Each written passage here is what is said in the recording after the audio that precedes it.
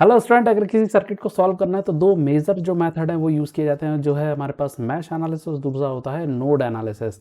तो इस लेक्चर का जो फोकस है वो है मैश एनालिसिस को समझना कि किस तरह से उसको हम नेटवर्क पर अप्लाई करते हैं। तो लेक्चर को आगे लेकर चले। एक छोटी सी अपील, अगर इस चैनल पर नए हैं तो चैनल को सब्सक्राइब करना, वीडियो को लाइक करना, हाँ शेयर करना मत भूलना। तो चलो आगे लेकर के चलते हैं इस वीडियो को। तो यहाँ पर एक छोटा सा सर्किट ले लेते हैं। अब यहाँ पर हम समझते हैं कि इस मैश को इसमें अप्लाई करते कैसे हैं। सबसे पहले मैश को अप्लाई करने से पहले आपको लूप को समझना होगा और कुछ थंब रूल जो हम यहाँ पे डिस्कस करेंगे वो आपको दिमाग में बिल्कुल बैठा लेना है, उसी थंब रूल को फॉलो करना है। मैश का न्यूमेरिकल कभी भी गलत नहीं होगा। तो यहाँ पर हमारे पास एक लूप, बड़ा सा एक लूप मिल रहा है, इसको हम पहले समझ लेते हैं। लूप मतलब एक क्लोज सर्किट होता है, ठीक है। इसको हम दे देते हैं ए, ये हमने दे दिया बी, ये हो गया सी और ये हो गया हमारे पास डी। तो ए बी सी डी ये पूरा का पूरा हमें क्या मिल रहा है, एक बड़ा सा लूप मिल रहा है। अब इसके अंदर दो छोटे छोटे क्लोज सर्किट और मिल रहे हैं, ठीक है। इसको हम फर्स्ट दे देते हैं और इसको दे देते हैं हम सेकंड। तो हमें ये दो जो छोटे छोटे जो लूप दिखाई दे रहे हैं ये हमें मिल रहे हैं। इन छोटे छोटे लूपों को बुलाया जाता है मैश। क्यों? क्योंकि इसके अंदर हम कोई दूसरा लूप हम नहीं ले सकते, ठीक है। तो इसे बोलते हैं हम मैश। तो एक बात तो क्लियर होगी कि मैश हम किसे बोलते हैं, ठीक है।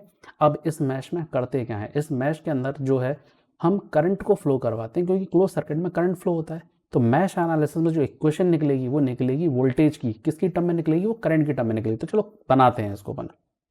इसको हटा देते हैं, फर्स्ट और सेकंड पार्ट को हम हटा देते हैं। यहाँ पर ले लेते हैं, हमारे पास एक सर्किट मिल रहा है R1 R3 और V1 को हमने इसमें लिया हुआ। तो एक क्लोज्ड सर्किट ये मिल रहा है, ठीक है।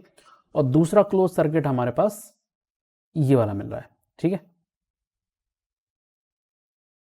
तो पहला थंब रूल ये है कि जब आप करंट की डायरेक्शन को बनाएंगे तो करंट का डायरेक्शन बैटरी के हिसाब से चलेगा।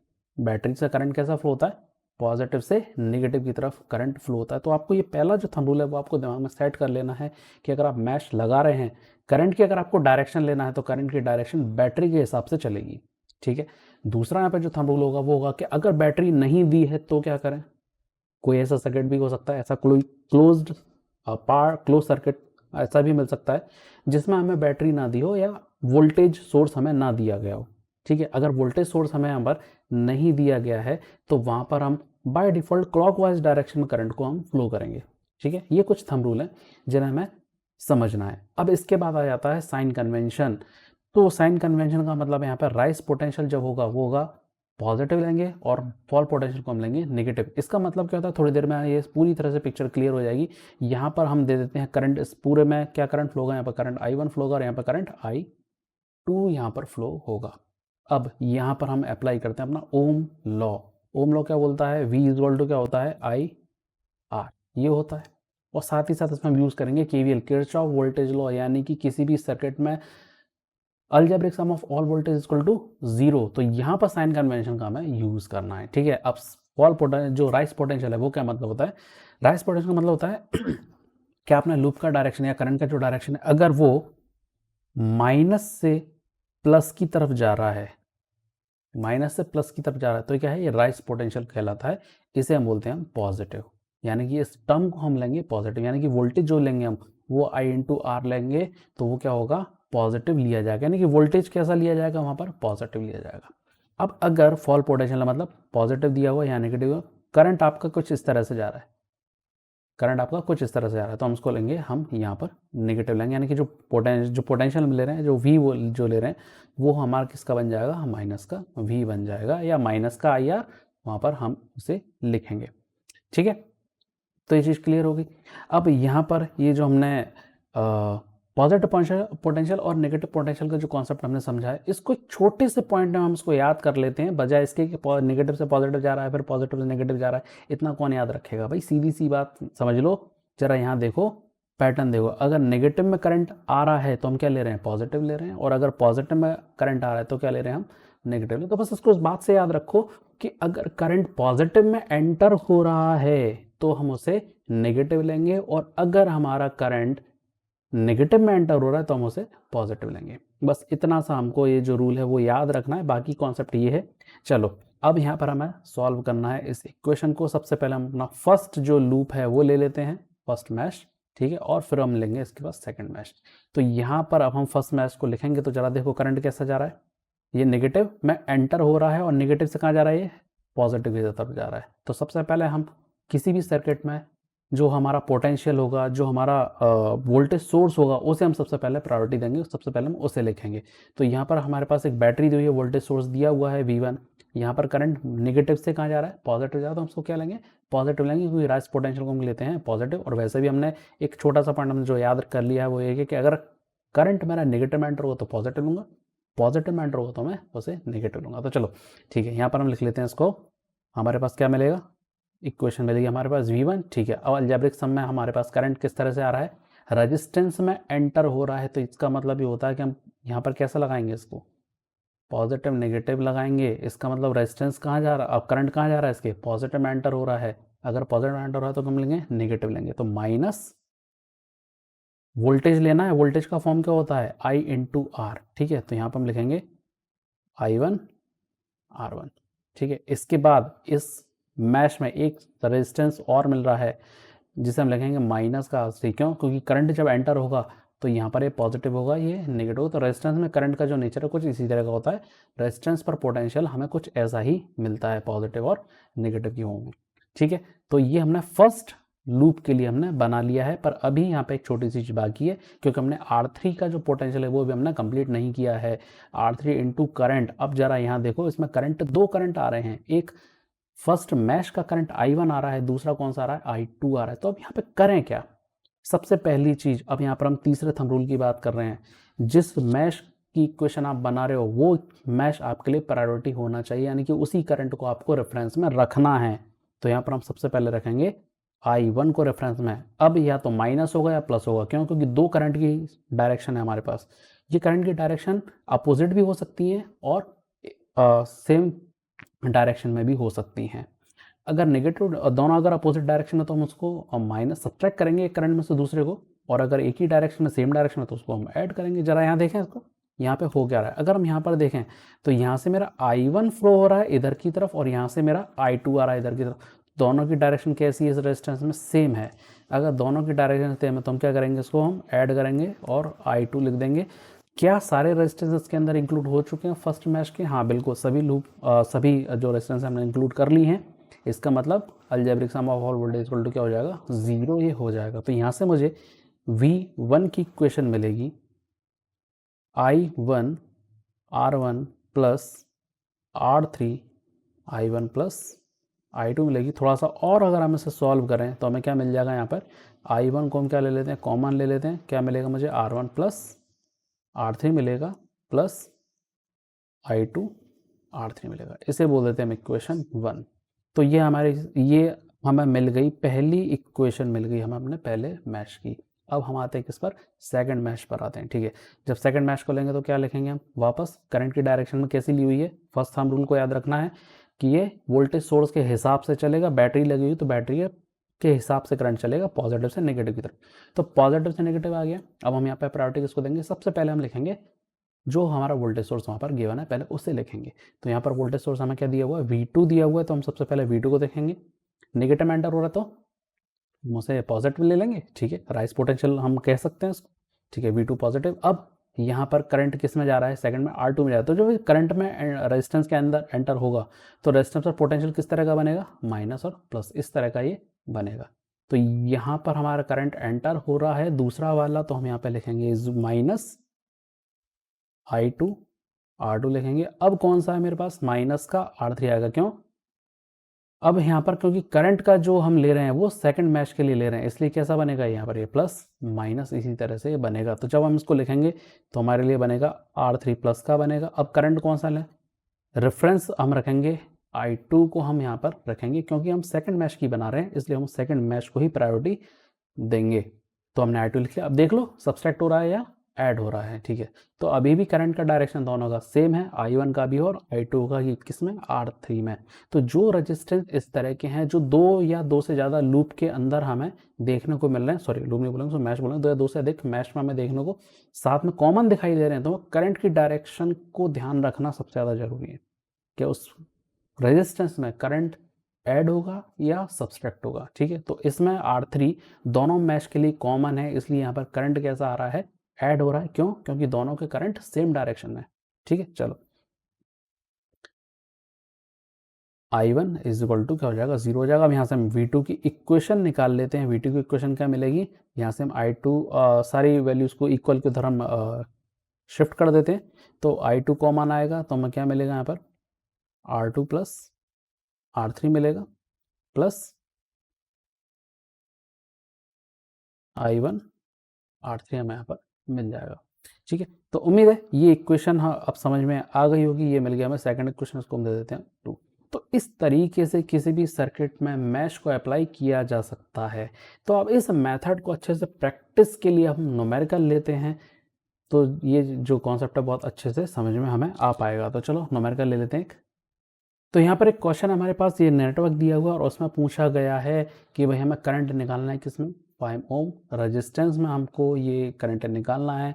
मैश एनालिसिस को समझना है, तो मैश एनालिसिस हम यहाँ पर अप्लाई करेंगे। अब जरा यहाँ देखो कि कितने हमको मैश दिख रहे हैं।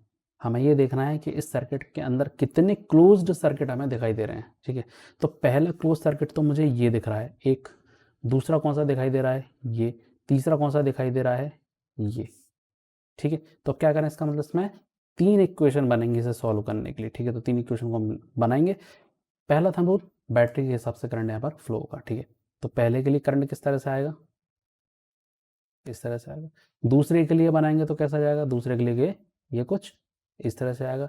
अब तीसरे के लिए बनाए, अब ये तीसरे में हमें एक छोटी सी समस्या आ गई कि भाई तीसरे लूप की अगर मैं बात करूँ, तीसरे मैश की अगर मैं बात करूँ, तो इस मैश में 5 वोल्ट का भी है और यहाँ पर 20 वोल्ट का भी यहाँ पर सोर्स लगा हुआ है। तो अब किसके हिसाब से हम फ्लो करें, तो जो ग्रेटर वैल्यू है उसके हिसाब से फ्लो कर लो। सीधा सा लॉजिक है, जो ग्रेटर वैल्यू है उसके हिसाब से हम फ्लो कर लेते हैं। तो हम इसके हिसाब से इसको फ्लो कर लेते हैं। अब यहाँ पर करंट के हम नाम दे देते हैं। ये करंट हमारे लिए I1, ये सेकंड लिया हुआ है तो उसको हम दे देते हैं I2, ये हमने तीसरा लिया तो उसको ले लेते हैं I3। तो 3 इक्वेशन यहाँ पर हमें मिलेंगी। तो पहली इक्वेशन यानी फर्स्ट मैश के लिए हम लिख लेते हैं फर्स्ट, यहाँ पर लिख लेते हैं मैश। तो फर्स्ट मैश के लिए अगर हम लिखें तो हमें सबसे पहले वोल्टेज को लेना है। तो वोल्टेज में क्या आ रहा है, करंट देखो जरा कहाँ आ रहा है, नेगेटिव में एंटर हो रहा है, तो हम क्या लिखेंगे, इसको 10 लिखेंगे। ठीक है, फर्स्ट में जा रहा है तो हम क्या लिखेंगे, I1 इंटू 1। ठीक है, सेकंड 3 में जा रहा है तो माइनस लिखेंगे। अब क्या आ जाएगा यहाँ पर, I1 सबसे पहले, अब देख लो कि ऐड हो रहा है सब्ट्रैक्ट हो रहा है। तो जरा यहाँ पर अगर करंट को देखें तो फर्स्ट करंट यहाँ से आया और 3 में एंटर हुआ, यहाँ से सेकंड वाला आ रहा है, ये भी कैसा आ रहा है, कुछ ऐसा आ रहा है, ऐसा आ रहा है। दोनों करंट कैसे हो रहे हैं, ऐड हो रहे हैं। तो यहाँ पर हम क्या लिखेंगे, I1 प्लस का हमें यहाँ पर I2 मिल जाएगा। अब ये करंट आगे बढ़ता हुआ किस में जाएगा, इस फर्स्ट मैश में हमें 6 ओम भी तो मिल रहा है, तो यहाँ लिखेंगे माइनस का 6। करंट सबसे पहले लिख दो I1। अब देख लो दूसरे वाले के साथ क्या रिलेशन इसका बनेगा। जरा यहाँ पर अगर हम देखें तो फर्स्ट सेकंड वाले के साथ कैसा रिलेशन बन रहा है कि ये तो यहाँ पर इस तरह से आ रहा है और ये यहाँ से इस तरह से घूमता हुआ ऊपर की तरफ जा रहा है, यानी दोनों करंट यहाँ पर अब अपोजिट डायरेक्शन में। तो करंट यहाँ पर सब्सट्रैक्ट होगा। तो I1 हमने पहले लिख लिया क्योंकि भाई हम फर्स्ट मैश को ले रहे हैं, तो I1 हमारे लिए पहले प्रायोरिटी पर रहेगा। इसमें से हम I2 को माइनस कर देते हैं, I3 2 नहीं होगा, ये I3 को माइनस कर इज इक्वल टू 0। ठीक है, सॉल्व कर लेते हैं। सॉल्व क्या मिलेगा हमें यहाँ पर 10। ठीक है, आगे इसको सॉल्व कर लेते हैं। I1 plus 3, I1 plus 3, I2 plus 6, I1 minus का 6, I3। ये हमको यहाँ पर मिलेगा क्योंकि सारी की सारी वैल्यू हमने क्या कर दी, ट्रांसफर कर दी। ठीक है, इक्वल के उधर। तो जो पॉजिटिव है, जो नेगेटिव साइन है वो पॉजिटिव है, जो पॉजिटिव है वो नेगेटिव हो जाएगा। तो हमने यहाँ पर इसको लिख लिया। ठीक है, अब हम यहाँ पर निकालें वैल्यू तो क्या मिलेगी, 10 इज इक्वल टू 10 I1 मिलेगा, उसके बाद प्लस 3 I2 मिलेगा, और क्या मिलेगा मुझे 6 I3 मिलेगा। तो ये आ गई हमारी फर्स्ट इक्वेशन। अब आ जाते हैं हम किस पे, सेकंड मैश पर। ठीक है, यहाँ दे देते हैं हम सेकंड मैश। आप चाहो तो यहाँ पर नाम भी दे सकते हो, ABCD करके, इस तरह से आप नाम भी इसको दे सकते हैं। ठीक है, चलो तो सेकंड मैश की बात करें। सेकंड मैश में अब जरा देखो, सबसे पहले हम वोल्टेज सोर्स को यहाँ पर प्रायोरिटी देंगे। तो वोल्टेज सोर्स सबसे पहले क्या आ रहा है, 5 आ रहा है। ठीक है, 5 लिखेंगे। इसके बाद माइनस का, रजिस्टेंस में हमेशा जो वैल्यू है वो किस तरह की बनेगी, माइनस की बनेगी। क्यों, जब करंट एंटर होता है तो कैसा हो जाता है, ये प्लस माइनस कुछ इस तरह से पोटेंशियल ड्रॉप हमें 5 रेजिस्टेंस पर देखने को मिलता है। तो जब हम ऐसा लिखेंगे तो क्या आ जाएगा, पॉजिटिव में एंटर हो रहा है यानी कि ये किस में जा रहा है, फॉल पोटेंशियल में कंसिडर होता है। या हम इसको ऐसा बोल सकते हैं कि भाई पॉजिटिव में एंटर हो रहा है तो हम साइन अपोजिट ले लेते हैं, क्योंकि ये एक थोड़ा सा लंबा स्टेटमेंट होता है याद करने के लिए। भाई पॉजिटिव में एंटर हो रहा है और नेगेटिव से लीव कर रहा है, पॉजिटिव में एंटर हो रहा है नेगेटिव से लीव कर रहा है, तो ये फॉल पोटेंशियल के अंदर हम इसे कंसीडर करते हैं। तो इतना ज़्यादा टिपिकल याद नहीं रखना है, बस इतना सा याद रखना है, नेगेटिव में एंटर होगा तो पॉजिटिव ले लो, पॉजिटिव में एंटर होगा तो नेगेटिव साइन ले लो, यानी कि उल्टा साइन ले लो। ठीक है, बड़ी आसानी से न्यूमेरिकल सॉल्व हो जाएगा। चलो आते हैं हम इस पर, यानी कि हम क्या लेंगे यहाँ पर अब 5 क्या मिलेगा मुझे, I2 मिलेगा। दूसरा मुझे क्या मिल रहा है, 2 मिल रहा है। यहाँ पर भी मुझे क्या मिलेगा, I2 मिलेगा। अब इस क्लोज सर्किट में 3 भी तो है, ये 3 ओम का रेजिस्टेंस भी तो है, ये दोनों के लिए कॉमन है, फर्स्ट मैश के लिए और सेकंड मैश के लिए भी। तो ठीक है, माइनस का हम 3 लिखेंगे। करंट सबसे पहले I2 को नोट करके रख दो, क्योंकि हमने सेकंड मैश को लिया होगा, तो I2 हमने पहले लिख दिया। अब देख लो भाई पॉजिटिव होगा या मतलब ऐड होगा या सब्सट्रैक्ट होगा। तो यहाँ देखें तो भाई दोनों ऐड ही हो रहे हैं, यहाँ पर भी I1 और I2 दोनों ऐड हो रहे हैं। ठीक, कोई समस्या वाली बात नहीं, ऐड हो रहा है। कुछ और मिल रहा है इसके अंदर नहीं। अब इस क्लोज सर्किट यानी कि सेकंड वाला जो मैच है, अब इसके अंदर कुछ भी बाकी नहीं बचा है, तो यहाँ पर इसको हम लिख देते हैं इक्वल टू 0। अब इसे हम सॉल्व कर लेते हैं। क्या मिलेगा यहाँ से, इक्वेशन हमें 3I1 प्लस 10I2, 3 को ठीक से लिख दें, ये इक्वेशन हमें यहाँ पर मिल जाएगी। इसे देते हैं हम इक्वेशन नंबर 2। ठीक है, 2 इक्वेशन मिल गई। अब थर्ड मैश की बारी।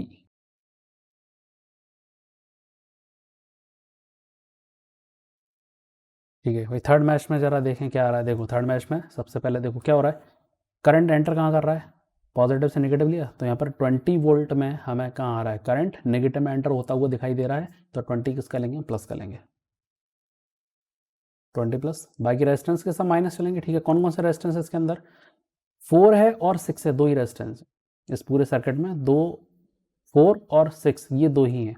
पर जब ये करंट मूव करेगा तो भाई ये हमारे पास एक वोल्टेज सोर्स और भी है, जिसे बोलते हैं हम 5 वोल्ट। इस सर्किट के अंदर 3 एलिमेंट हमें देखने को, 4 एलिमेंट हमें देखने को मिल रहे हैं। कौन कौन से हैं, 2 तो वोल्टेज सोर्स हैं, एक 20 है और दूसरा कौन सा आ रहा है इस सर्किट के अंदर, 5 वोल्ट आ रहा है, एक 6 ओम का रेजिस्टेंस और एक 4 ओम का रेजिस्टेंस। तो ये चारों चीज़ हमें इसके अंदर लेना है। तो सबसे पहले हम वोल्टेज सोर्सेस को ले लेते हैं। ठीक है, तो वोल्टेज सोर्स में सबसे पहले क्या आ रहा है, 20, हमने प्लस का ले लिया। ठीक है, अब जब ये एंटर होता हुआ 5 में जाएगा, तो जरा देखो करंट एंटर होता हुआ 5 में जा रहा है, तो 5 में जा रहा है तो किसका, ये नेगेटिव में एंटर हो रहा है, नेगेटिव में एंटर होगा तो हम क्या लेंगे, प्लस का लेंगे। ठीक है, प्लस 5 लिखेंगे। अब रेजिस्टेंस की बारी, तो रेजिस्टेंस में हमें मिलेगा 4। ठीक है, करंट कौन सा है इसके अंदर, I3 है। ठीक है, I3 लिख देते हैं। अब कौन सा मिलेगा, हम अब कौन सा मिल रहा है हमें यहाँ पर, 6, तो 6 लिख देते हैं 6। अब जरा देखो ये 6 जो है कॉमन है थर्ड और फर्स्ट दोनों में। करंट का नेचर कैसा है, दोनों अपोजिट हैं, I1 और I3 दोनों अपोजिट हैं, पर हम सबसे पहले I3 को लिखेंगे। अब देख लो ऐड होगा या सब्सट्रैक्ट होगा, भाई सब्सट्रैक्ट हो रहा है सर्किट में, क्या आ जाएगा, I1 इज इक्वल टू 0। अब यहाँ पर इक्वेशन हमें क्या मिलेगी, माइनस का 6I1 प्लस 10I3, ये हो गई हमारी इक्वेशन नंबर 3। ये हमें इक्वेशन यहाँ पर मिल जाएंगी। तो भाई हमें यहाँ पे कितनी इक्वेशन मिल गई, 3 इक्वेशंस हमें यहाँ पर मिल गई। 3 इक्वेशन को हमें सॉल्व करना है, 3 इक्वेशन सॉल्व होंगी तो हमें I1 I2 I3 हमें तीनों मिल जाएंगे। अब ये देख लेना कि 5 ओम न्यूमेरिकल हमें दिया, पूछा गया है 5 ओम में करंट निकालना है। तो भाई सिंपल सी बात है, 5 ओम में कौन सा करंट आ रहा है, I1 आ रहा है, I2 आ रहा है, I3 आ रहा है, या फिर रिजल्टेंट करंट आ रहा है, वो हम देख लेंगे इसमें। ठीक है, चलो अब इसे सॉल्व करना है। सॉल्व करने का जो मेथड है वो कौन सा है, क्या हम जो कन्वेंशनल मेथड है उसे यूज़ करें, नहीं, कन्वेंशनल मेथड बोलता है कोई वेरिएबल को रिप्लेस करके कर लो, मतलब साइमल्टेनियस इक्वेशन को सॉल्व करने की जो मेथड है वो। और एक और मेथड है जिसे स्पेशल मेथड बोला जाता है, दैट इज क्रैमर रूल या क्रैमर मेथड भी हम उसको बोलते हैं। उससे हमें जो वैल्यू है बहुत इजीली हमें वहाँ पर मिल जाती है, क्योंकि मैट्रिक्स मेथड है, डिटर्मिनेंट पर बेस्ड मेथड है, तो बहुत जल्दी हमें जो है वैल्यू वहाँ से हमें मिल जाती है। और साथ ही साथ हम एक काम और भी कर सकते हैं, इसे हम कैलकुलेटर से भी फाइंड कर सकते हैं। अगर कैलकुलेटर एग्जाम में अलाउ है तो बहुत ही अच्छी बात है, हमें क्रैमर मेथड या किसी भी कन्वेंशनल मेथड को यूज़ करने की यहाँ पे ज़रूरत नहीं है। कैलकुलेटर में ये वैल्यू हम एंटर करेंगे तो ये वैल्यू हमें मिल जाएगी। पर स्पेशली आपके पास साइंटिफिक कैलकुलेटर अलाउ होना चाहिए। अगर साइंटिफिक कैलकुलेटर अलाउ है देन ये बहुत इजी हमें यहाँ पर निकाल पाएंगे और जो हमारा टाइम होगा वो भी बचेगा। पर अगर कैलकुलेटर अलाउ नहीं है, केवल सिंपल कैलकुलेटर अलाउ है, तो वहाँ पर हम क्रैमर मेथड को यूज़ करेंगे अगर हमें ये दो से ज़्यादा इक्वेशन हमें मिलती हैं तो, ठीक है, दो इक्वेशन में तो इजीली हम उसे सॉल्व कर पाएंगे। तो इसे सॉल्व करते हैं। सबसे पहले मैट्रिक्स बना लेते हैं। मैट्रिक्स जो बनेगी इसकी मैट्रिक्स की फॉर्म में से हम लिख लेते हैं। तो सबसे पहली इक्वेशन से जो हमें वैल्यू मिलेगी वो क्या मिल रही है यहाँ पर, I1 के लिए मिल रहा है tan 3 - 6, ठीक है। तो सबसे पहले आएगा tan 3 - 6, ठीक है। सेकंड से क्या मिल रहा है, सेकंड से मिल रहा है 3 और 10, 3 और 10। भाई क्या थर्ड वेरिएबल है वहाँ पर, I3 है, नहीं I3 नहीं है, तो हम उसकी जगह क्या लिख देंगे, 0 लिख देंगे। अब थर्ड इक्वेशन ले लेते हैं। यहाँ पे क्या आएगा, -6 और 10I3, तो 10I3 हो गया। भाई क्या I2 है, नहीं है, I2 नहीं है, तो ठीक है कोई बात नहीं, 0 लिख दो इक्वल टू। अब यहाँ पर हमने वेरिएबल क्या ले रखे हैं, यहाँ पर हमने ले रखा है I1, I2 और ये हो जाएगा I3। इस तरह से हम इसे लिखेंगे। और कांस्टेंट भी तो है इसके साथ साथ। कांस्टेंट क्या क्या है, फर्स्ट इक्वेशन में जो कांस्टेंट निकल रहा है वो 10, 5 और थर्ड में आ रहा है 25, तो इसको लिखेंगे 10, 5 और लिखेंगे हम इसे 25। उम्मीद है ये इक्वेशन आपको अब समझ में आ गई होंगी। मैट्रिक्स मेथड आपको समझ में आ गया किस तरह से लिखना है। तो अब मैट्रिक्स मेथड को आती है सॉल्व करने की बारी। क्रैमर मेथड को किस तरह से हमें यहाँ पर यूज़ करना है। तो सबसे पहले हम यहाँ पर निकाल लेंगे डेल्टा, जिसे बोला जाता है ओरिजिनल मैट्रिक्स। ओरिजिनल मैट्रिक्स इसलिए क्योंकि हमें जो दिख रहा है मैट्रिक्स वो हमें यहाँ पर हमें लेना है और इसका हमें निकालना है डिटर्मिनेंट, ठीक है। तो जब हम डेल्टा का डिटर्मिनेंट निकालेंगे तो कैसे निकालेंगे भाई, हम इसको ऐसा लिखेंगे tan 3 - 6, 3, 10, 0, -6, 0 और 10, ठीक है। जब हम इसका डिटर्मिनेंट कैलकुलेट करेंगे तो क्या मिलेगा,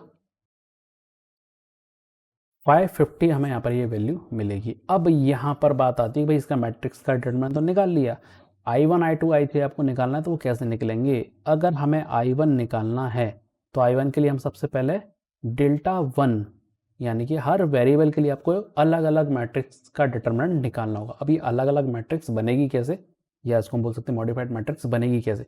तो भाई सिंपल सी बात है, हमें सबसे पहले हमारा एम क्या है, I1 को कैलकुलेट करना। सबसे पहले I1 फिर I2 फिर I3, ठीक है। तो I1 को कैलकुलेट करना, तो हम एक मैट्रिक्स ले लेते हैं, डिटर्मिनेंट निकाल लेते हैं मैट्रिक्स के लिए। इससे बोल देते हैं हम डेल 1, ठीक है, डेल्टा 1। अब यहाँ डेल्टा 1 में करते क्या है, फर्स्ट वेरिएबल का निकालना है। कांस्टेंट वाला ये जो हमें मैट्रिक्स मिल रहा है, हम नंबर दे देते हैं इसको या नाम लिख देते हैं, ताकि जब हम बोलें तो समझ में आ जाए कि किस में हम किस मैट्रिक्स के लिए हम बात कर रहे हैं, ठीक है। तो इसको बोल देते हैं हम ए, ठीक है। ये जो I1, I2, I3 वाली इसको बोल देते हैं बी, और जो कांस्टेंट वाली उसे बोल देते हैं हम सी।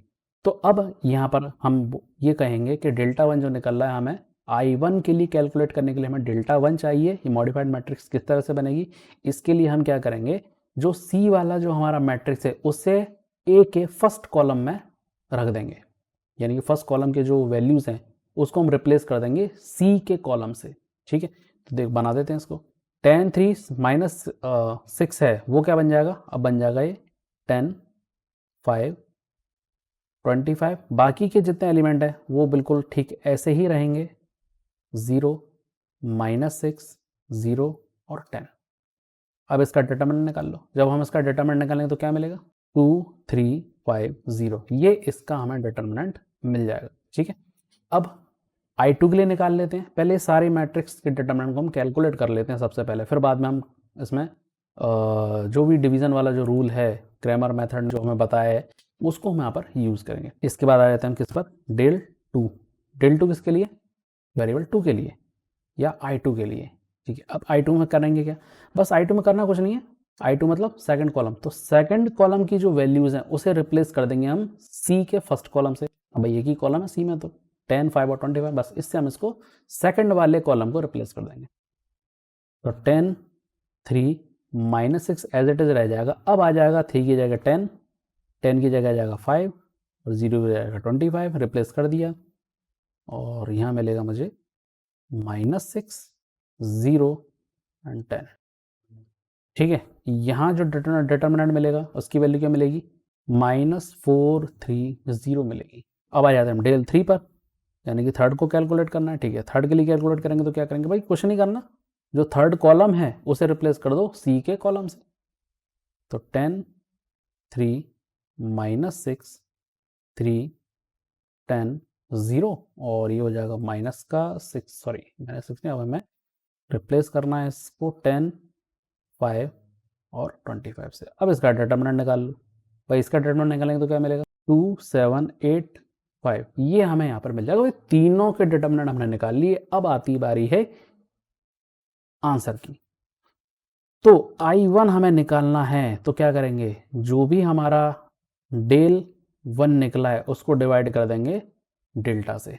ओरिजिनल जो हमने जो हमारा जो एक्चुअल जो हमारा मैट्रिक्स निकला था उसके डिटर्मिनेंट से हम क्या करेंगे, उसको डिवाइड कर देंगे। ठीक है, क्या लिखेंगे यहाँ पर, क्या थी वैल्यू, और डेल्टा 1 की थी 2350, 2350 डिवाइड बाय 550, वैल्यू क्या मिलेगी यहाँ पर 4.27 एम्पियर। ये I1 आ गया। ठीक है, I2 कैलकुलेट करना है तो क्या करेंगे, डेल 2 अपॉन डेल सेकंड वाले को डिवाइड कर दो। तो माइनस का क्या था डेल 2, 430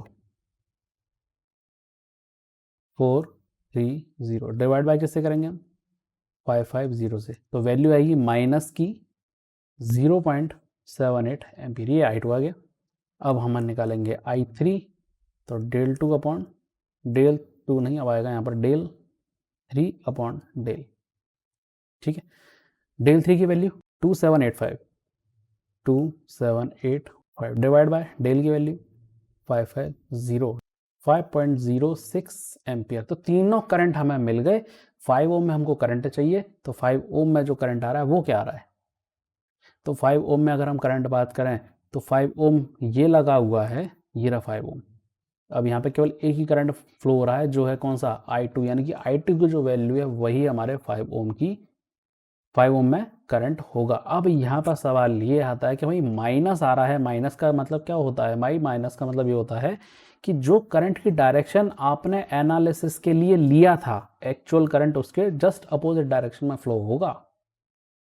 ठीक है, इसी वजह से वहाँ क्या आ रहा है, माइनस आ रहा है। माइनस का आने का सीधा सा मतलब है कि आपने जो डायरेक्शन ली हुई है वो अपोजिट है। ठीक है, इसका मतलब हमारा करंट किस तरह का होना चाहिए, यहाँ पर हमारा करंट यहाँ पर इस तरह का नहीं होगा, ये एक्चुअली इस तरह का हमें मिलेगा। ठीक है, तो एनालिसिस के लिए जो भी लिया उसमें कोई इशू नहीं है। करंट जब वैल्यू आएगी ऑटोमेटिक हमें उसके डायरेक्शन, हमें एनालिसिस के बाद जब हम रिजल्ट निकालेंगे वो ऑटोमेटिक बता देगा कि जो आपने डायरेक्शन लिया है वो सही है या उसके ठीक अपोजिट है। तो माइनस का यहाँ पर मतलब बिल्कुल भी नहीं है कि वो माइनस होगा, बस माइनस का मतलब ये है कि भाई उसकी जो करंट की जो डायरेक्शन है जो आपने ली थी उसकी ठीक अपोजिट है। ठीक है, तो यानी कि हमारा जो वैल्यू होगा, हम लिख देते हैं इसको symbolically, I in 5 ohm is equal to 0.78 ampere, ये होगा। ठीक है, ये हमें समझ में आ गया। मैश को समझने के लिए हम एक एग्जांपल और ले लेते हैं। अभी यहाँ पर क्वेश्चन है और जिसमें पूछा गया है कि find the magnitude and direction, यानी कि हमें यहाँ पर मैग्नीट्यूड भी चाहिए और डायरेक्शन भी चाहिए। पिछले वाले क्वेश्चन में ऐसा कुछ भी नहीं था, इसलिए वहाँ पर सिंपल लिख सकते हैं 0.78 एम्पियर वहाँ पे करंट मिलेगा। पर अब यहाँ पे क्या बोल दिया गया, मैग्नीट्यूड और डायरेक्शन। चूंकि हम बात कर चुके पिछले न्यूमेरिकल में कि किस तरह से हमें इसको लिखना है। अगर यहाँ पर हम जो करंट की डायरेक्शन लेंगे अगर माइनस में आता है तो हमें वहाँ पर बताना पड़ेगा कि भाई अगर हमारा जो करंट का डायरेक्शन में लिया था क्लॉकवाइज था और अगर वो माइनस निकलता है, इसका मतलब वहाँ पर लिखना पड़ेगा एंटी क्लॉकवाइज करंट हमें उस लूप में देखने को मिलेगा जिसमें ये रेजिस्टेंस लगा हुआ है, या ये रेजिस्टेंस में हमें क्लॉकवाइज डायरेक्शन में आएगा या फिर एंटी क्लॉकवाइज डायरेक्शन में करंट हमें देखने को मिलेगा। ऐसा वहाँ पर हम लिख सकते हैं। ठीक है, तो चलो, तो पहले हम यहाँ पर अपना जो मैश है वो आइडेंटिफाई कर लें कि भाई मैश के लिए हमें दो क्लोज्ड सर्किट चाहिए छोटे छोटे, तो यहाँ पर दो दिखाई दे रहे हैं। पहला तो ये रहा, इसे दे देते हैं, और दूसरा हम यहाँ पर इसको ऐसा दे देते हैं। अब वही थंब रूल बोलता है कि जो वोल्टेज सप्लाई है उसके हिसाब से हम करंट को फ्लो करेंगे। पर अब यहाँ पर समस्या आ गई भाई, तीन लगे हुए हैं, या ये कह सकते हैं कि भाई हमारे पास, हम पहले मैश खोलें तो पहले मैश में दो हमें वैल्यू दिख रही है, एक 30 वोल्ट और दूसरा 20 वोल्ट। किसके हिसाब से करंट फ्लो करें, तो जो बिगर वैल्यू है उसके हिसाब से करंट को फ्लो करवा लो। ठीक है भाई, 30 वोल्ट है ना, ठीक है, कैसे जाएगा ये, इस तरह का जाएगा। इसको क्या बोलते हैं हम, I1। ठीक है, इसको I1 बोल देते हैं। अब यहाँ पे क्या करें भाई, 20 वोल्ट है, यहाँ पे 10 वोल्ट लगा हुआ है, बड़ा कौन 20, ठीक है, इसके हिसाब से करंट फ्लो कर लेते हैं। कैसा आएगा, कुछ ऐसा है। इसको क्या बोलते हैं हम, I2 बोल देते हैं। ठीक है, अब लगाते हैं मैश यहाँ पे। अब देखो जरा, इस मैश एनालिसिस को देख करके हमें एक चीज़ समझ में आया कि भाई 2 ही इक्वेशन है, इसका मतलब क्रैमर रूल लगाना यहाँ पर क्रैमर रूल लगा दें तो आसानी से आ जाएगा, पर अदरवाइज जो साइमल्टेनियस इक्वेशन का जो कन्वेंशनल मेथड है वो भी हम यहाँ पे अप्लाई कर सकते हैं। सिंपल वेरिएबल रिप्लेसमेंट मेथड लगा दें और हमारा जो वो वैल्यू है वो यहाँ पर हमें कैलकुलेटर मिल जाएगी। ठीक है, चलो तो पहले यहाँ पर अपनी मैश इक्वेशन को हम बना लेते हैं। तो सबसे पहले क्या आ रहा है, देखो करंट कहाँ आ रहा है 30 वोल्ट में, कहाँ आ रहा है वो नेगेटिव में एंटर होगा, तो हम 30 को पॉजिटिव लेंगे। ठीक है, इसके बाद जरा देखो 20 को ले लें, पर वोल्टेज सोर्स से निपट लें, फिर रेजिस्टेंस की बात करेंगे। ठीक है, तो 30 वोल्ट में तो नेगेटिव तो माइनस प्लस का आ गया। अब जरा इसको देखो कहाँ जा रहा है, ये प्लस में एंटर हो रहा है, 20 वोल्ट के प्लस वाली डायरेक्शन में ये एंटर हो रहा है, तो क्या लेंगे हम माइनस का 20। ठीक है, अब रेजिस्टेंस को ले लो, 12 को उठा लेते हैं, माइनस का 12 I1 हो जाएगा, माइनस का 4 I1 हो जाएगा। ठीक है, माइनस का 8 I1 हो जाएगा। यहाँ तक कोई समस्या नहीं है, पर जैसे ही 20 आएगा, क्योंकि सर्किट के अंदर 20 भी है और 20 फर्स्ट और सेकंड दोनों के लिए कैसा है, फर्स्ट और सेकंड दोनों के लिए कैसा है, कॉमन है। तो माइनस का 20 तो लिखूंगा, साथ में मैं क्या लिखूंगा I1 भी लिखूंगा। पर अब जरा ये देखना होगा कि I2 के साथ इसका कैसा रिलेशन है, अपोजिट आ रहा है उसके या सेम डायरेक्शन में आ रहा है। तो जरा देखें यहाँ पर हमारा क्या आ रहा है, करंट इस तरह से आ रहा है 20 में यहाँ पर, और ये वाला करंट इस तरह से आ रहा है। इसका मतलब ये दोनों करंट अपोजिट डायरेक्शन में, I1 I2 दोनों इसके अपोजिट डायरेक्शन में है। तो माइनस होगा कौन सा, I2 इज इक्वल टू 0। बस अब इसके बाद जो इक्वेशन सॉल्व कर लो, इक्वेशन हमें मिल जाएगी यहाँ पर।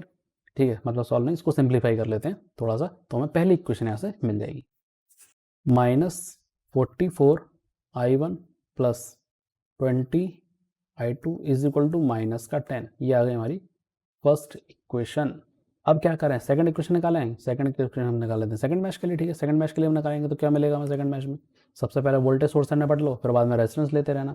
तो पहले देख लो क्या आ रहा है, 20 नेगेटिव का है, तो पहले हम 20 वाले को ले लेते हैं, पॉजिटिव मिलेगा।